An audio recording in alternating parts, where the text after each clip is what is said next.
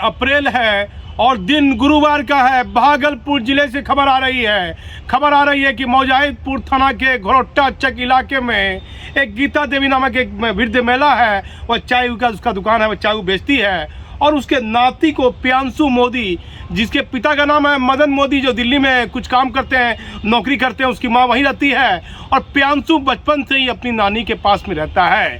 स्थानीय लोग कहते हैं कि नानी की चाय की दुकान है और देर शाम 6:30 बजे बताया जाता है कि उसके मस्तक पर अपराधियों ने गोली मार दी है। इस पर ध्यान देना होगा पुलिस मुख्यालय में बैठे जिम्मेदार आला अधिकारी को कि आप देखिए, हनुमान का जन्म उत्सव है, आज त्यौहार है और लगातार मुझे एक सिपाही ने कहा कि इमरान उपकल्लू को गोली भी मौजाहिदपुर थाना क्षेत्र में मारी गई थी और ये घटना भी मौजाहिदपुर थाना क्षेत्र में हुई है।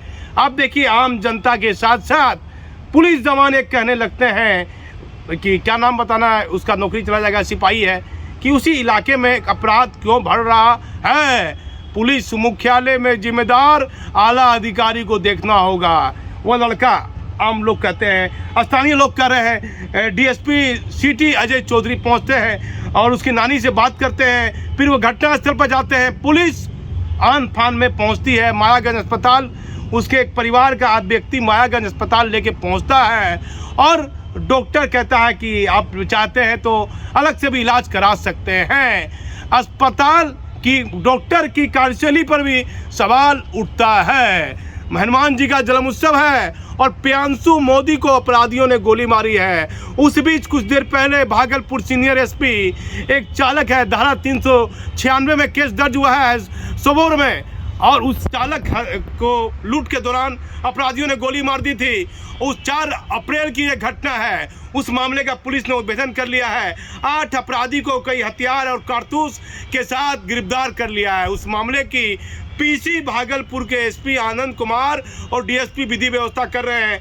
कोई ट्रेनिंग डीएसपी एसपी आईपीएस आया, नया आईपीएस आया है, ट्रेनिंग आईपीएस है, वो भी वहाँ मौजूद था। उस एसआईटी में प्रेस विज्ञप्ति में लिखा हुआ है, उसकी प्रेस वार्ता कर रहे थे और बताया जाता है कि कुछ देर के बाद मौजाहिदपुर इलाके में प्रियांशु मोदी को अपराधियों ने गोली मार दी माथे में।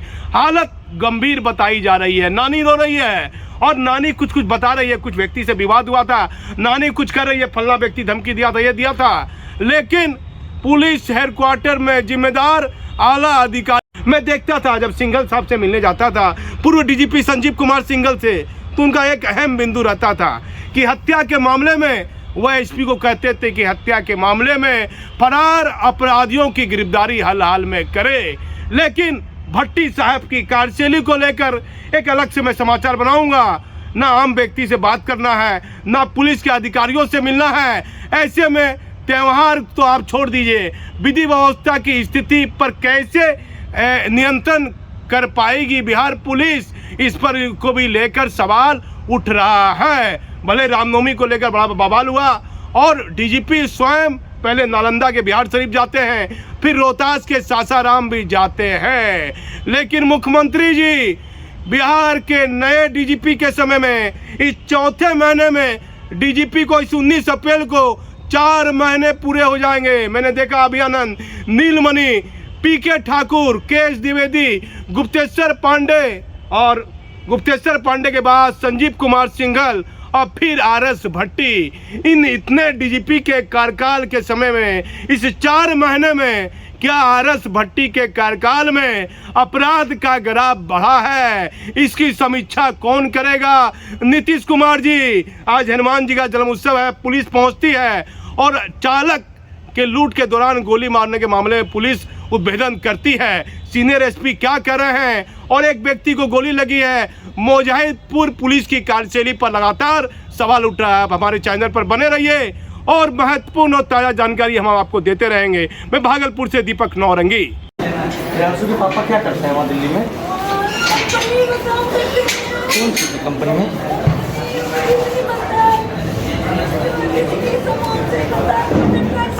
पार्ट्स का सामान, मोटरसाइकिल पार्ट्स का।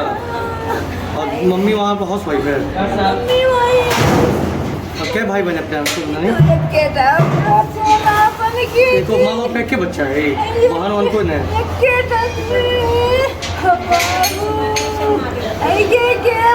किस क्लास में पढ़ता था? इंटर का कोई विवाद हुआ था? किसी को विवाद, को झगड़ा, को विवाद कुछ ना? झगड़ा दूसरा से हुआ था, एकरा ने हुलो रे दोसर बगल वाला से वो डरे ले रे तोरा मार खिलाए रखबो। ऐसे मुआ कौन था बगल वाला? दीदी क्या आपका क्या लगता है? मेरा दीदी का बेटा है। क्या नाम हुआ आपका? राखी कुमार। क्या नाम लड़के का?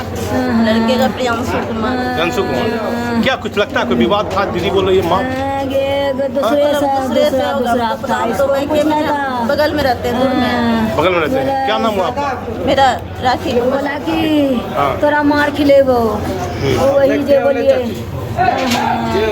नाती छुबो इतनी वो सब पसले आगे मोर बेटा के ना रह दे, मोर बेटा ने के ना रह सको आगे भैया आगे मां मोर बेटा के ना रहबेगे के मारी दिल के हो, के मारी दिल के हो। क्या नाम था? मदन कुमार मोदी। मदन कुमार मोदी। क्या करते हैं पिताजी? दिल्ली में काम करते हैं। दिल्ली में। माँ भी वहीं रहती है। यहाँ क्या करता पढ़ता था? हाँ, नानी के साथ रहता है। नानी के साथ। नानी किस क्लास में पढ़ रहा था? हाँ, फर्स्ट ईयर में, इंटर में। क्या कुछ आप बोले कुछ विवाद था किसी से? कुछ वो बगल वाला के चली, बगल वाला कुछ नाम नहीं बताइएगा चाची। एक कैलाश शर्मा का मरो ये की कह छै मुन्ने पंकज वादो ना बोल रे कि मार भाई बहुत हो रहा देखिए तो ये दोनों का बोला था मार खिलवा के रखबो तोरा पंकज भाई और कैलाश शर्मा दोनों मिली का हमरो बेटा के मारले रे नजर लाई वाला अगर कि तोरा मार खिलवा के रखबो रे। हमको लगता है कि माँ देखियो तो नजर लाई है ना, मारा था माँ कैलाश शर्मा की बेटा बोला था कि गुल्लू तुम मार खाता है तो खा लिया ही। ओकरा लोग बचावे चले बचाए के पिताजी का नाम क्या? मदन। मदन पूरा नाम? लड़के का नाम गोली लगा? प्रियांशु। नानी का नाम? गीता देवी। कितना साल से रह रहा था नानी के पास? बच्चे से। घर कहाँ हुआ नानी आपका? गोलाघाट, गोरटा चौक। गोरटा चौक में कहाँ? मुजाहिदपुर में कहाँ? मुजाहिदपुर में स्टेट बैंक के पास। गोरटा चौक, गोरटा चौक स्टेट बैंक के पास। नानी का नाम गीता देवी है। क्या मामला था? पहले भैया ये बताइए। शरीर में गोली लगा है, आँख निकला हुआ है, ब्लड जा रहा है पूरा। क्या नाम है जिसको गोली लगा? प्रियांशु कुमार मोदी। फिर आप क्या बोले डॉक्टर को? डॉक्टर साहब बोले हम देख लेते हैं, एक्सरे उससे सब कर लिए हैं। हाँ। फिर वो बोले अंदर में कुछ फंसा हुआ है, आप इसको एक कागज़ पे साइन करवाएं। आप बोलें क्या कि आप इसको पटना या सिलीगुड़ी लेके जा सकते हैं, यहाँ पे डॉक्टर नहीं है सर्जरी वाले। क्या बोला? बोला कि यहाँ डॉक्टर नहीं है, यहाँ हम इलाज नहीं कर सकते हैं। बोला ये बात नहीं बोला है, लेकिन वो बोले क्या कि आप स्वतंत्र है, आप यहाँ से कहीं लेके जा सकते हैं। बोला आपके आपको डॉक्टर यानी माथा का डॉक्टर नहीं है। माथा का डॉक्टर नहीं है। माता का डॉक्टर यहाँ नहीं है। नहीं है। आपको क्या लगते हैं जिसको गोली लगा? वो मेरा भागना है। भगना आपका? आपका पूरा नाम क्या है? चंदन कुमार मोदी। क्या लग रहा है कि इस समय ऐसी स्थिति में अस्पताल में डॉक्टर ही जवाब दे रहा है? क्या महसूस कर रहे हैं? महसूस किया, हम सोच रहे अब इसको लेकर के जाएंगे कहाँ, तो वही सोच रहे हैं यहाँ पर अगर हो जाए तो इलाज बहुत बढ़िया है। तो यहाँ व्यवस्था कुछ नहीं है? यहाँ तो बोल रहे हैं आप पटना लेके जाइए या तो सिलीगुड़ी लेके जाइए, यहाँ पे डॉक्टर सर्जरी वाली नहीं है। कितना बजे ये लड़का गोली लगा लमसम? ये 6:30 बजे के लमसम में है। अस्पताल कितना बजे लाया? परिवार वाला लाया, पुलिस लाया? मैं लेके आया खुद अपने खुद लेके आया आप? हाँ, लाए तो तुरंत दिए तो लिया ना तुरंत यहाँ अस्पताल तो वाला? ये आए यहाँ पर तुरंत लेकर के अंदर गए, साफ उफ किए हैं, उसके बाद सब चीज़ किए हैं।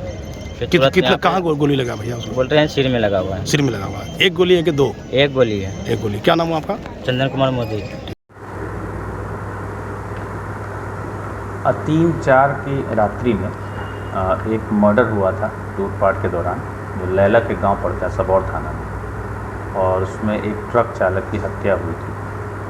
और उस कांड के उद्भेदन और अपराधियों की पहचान के लिए एक स्पेशल टीम बनी थी, जिसमें SDPO विधि व्यवस्था डॉक्टर गौरव और ASP प्रोबेशनर अपराजित और SHO Sabour Pawan, SHO bypass TOP Om प्रकाश,